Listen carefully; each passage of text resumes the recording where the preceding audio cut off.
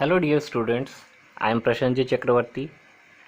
I am here again with the new chapter, Chapter 8 Congruence. Congruence means I have to explain you, okay? We have started exercise 8.1.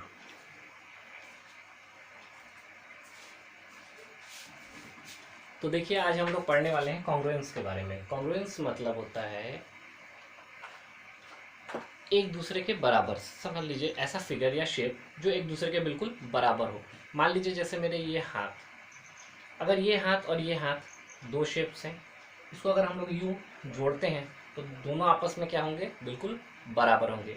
वैसे ही ये और ये, एक दरवाजे को ही अगर आप ले लीजिए, दरवाज़ा दो हिस्से में खुलता है, वापस जब वो बंद होता है तो दोनों बराबर होगा।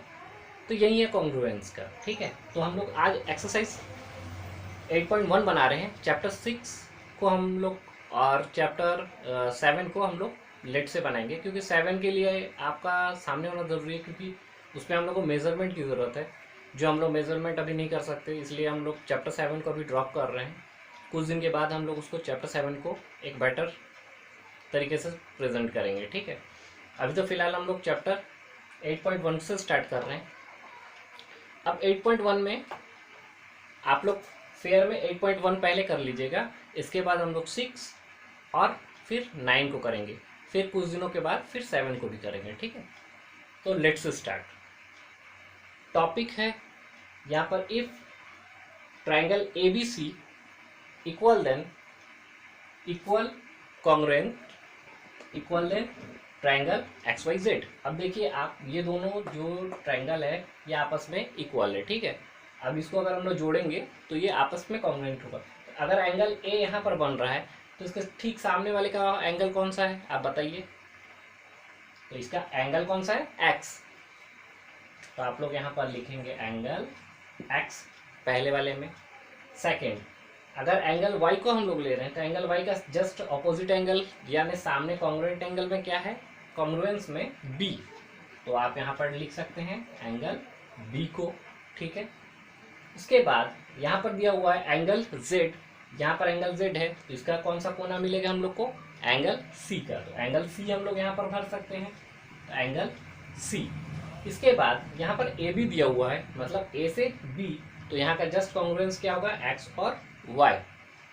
तो X और Y लिख लिया हम लोगों ने, ठीक है।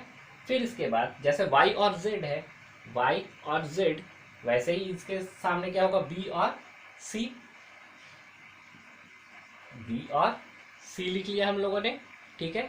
अब यहाँ पर आता है X और Z, तो X और Z मतलब इस कोने को ले रहे हैं हम लोग, तो इस साइड में एंगल में क्या है, A और C। तो यहाँ पर क्या लिखेंगे हम लोग, A और C, ठीक है।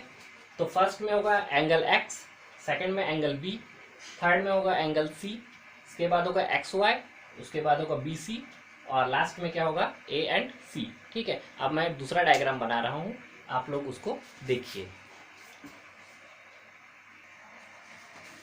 अब हम लोग क्वेश्चन नंबर 2 पे आते हैं। 2 पे दिया हुआ है, if triangle MON congruent triangle XOY, तो find the length of sides and angle of XOY। तो देखिए हम लोगों को ये XO और Y बना लिया है, उसका जस्ट अपोजिट में मैंने कॉन्ग्रुएंट एंगल बना के रखा है, कॉन्ग्रुएंस एंगल, ठीक है। तो कॉन्ग्रुएंस एंगल में आप यहाँ पर देख सकते हैं M की वैल्यू मैंने 50, इसकी 70 और इसकी 60 लिखी है। अगर आप इसको ऐड करते हैं तो ये हो जाएगा 180। ये जो एंगल आया हुआ है ये है 3.7, और ये जो एंगल बन रहा है ये है 2.9 सेंटीमीटर से, ठीक है।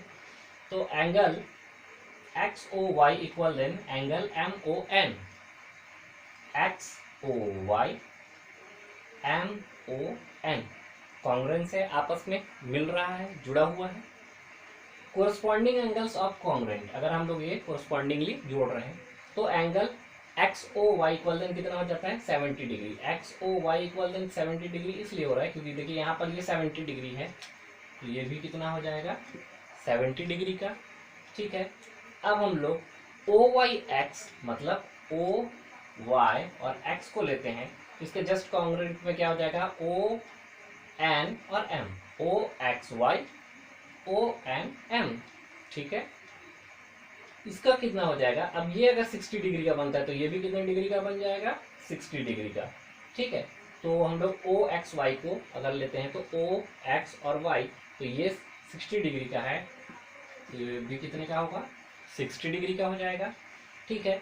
अब O X Y equal then O M N, O X Y then O M N आपस में कॉन्ग्रुएंट है, तो O X Y equal then कितना हो जाएगा, ये भी 50 डिग्री का, क्योंकि यहाँ पर m अगर 50 डिग्री का है तो जस्ट उसका अपोजिट ये कितने डिग्री का हो जाएगा, 50 डिग्री का हो जाएगा, ठीक है।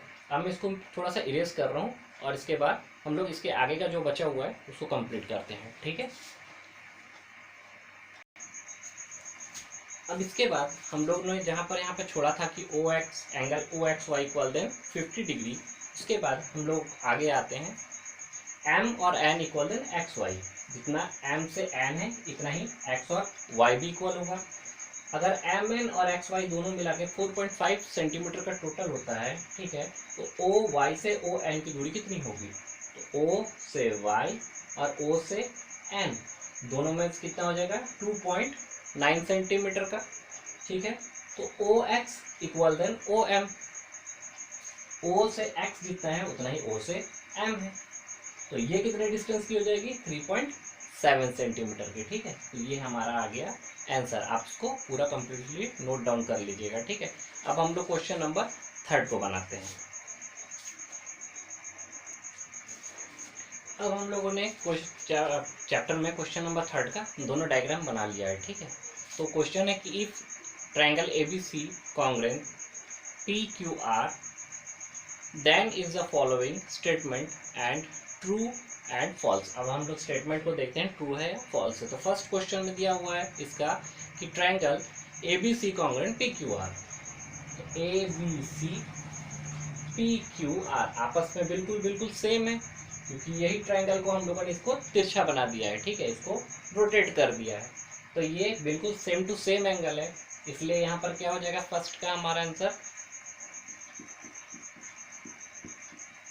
ट्रू लिखना है हमको, ठीक है। Second, triangle BCA congruent RPQ, BCA RPQ, BCA जितना डिस्टेंस है उतना ही RPQ की भी होगी, तो ये क्या है, सही है क्या, नहीं, क्योंकि हम लोगों को यहाँ पे क्या दिया हुआ है, BCA, तो हम लोगों को कौन सा एंगल लेना चाहिए था यहाँ पर, RBC, तो RPQ ना लेकर RQP लेना था, ठीक है, तो जो सही नहीं है इस पर, तो हम लोग इस पे क्या लिख सकते हैं, फॉल्स, ठीक है। थर्ड पे आते हैं, triangle ABC congruent RPQ, triangle कौन सा हम लोग को लेना है, अब CA और CAB, तो यहाँ पे कॉन्ग्रुएंट के लिए क्या दिया हुआ है, यहाँ पर RPQ, तो ये सही है, CAB, तो RPQ बिल्कुल सही है, एक के साथ एक बिल्कुल दिख रहा है, तो यहाँ पर थर्ड का भी आप लिख सकते हैं ट्रू, क्योंकि जस्ट सेम है। फोर्थ है कि AC side AC equal than QR, जितना A से C है उतना ही Q से R है, तो ये सही है, तो नहीं, क्यों, क्योंकि ये 5 सेंटीमीटर का है और Q और R कितने का है, 4.3 सेंटीमीटर का, तो जो सही नहीं है, तो यहाँ पर हमको क्या लिखना है, फॉल्स, ठीक है। फिफ्थ बनाते हैं, angle B equal than angle Q, तो जो एंगल B है वो इक्वल देन एंगल Q है क्या, तो ये सही होगा या गलत होगा, ये भी होगा ट्रू,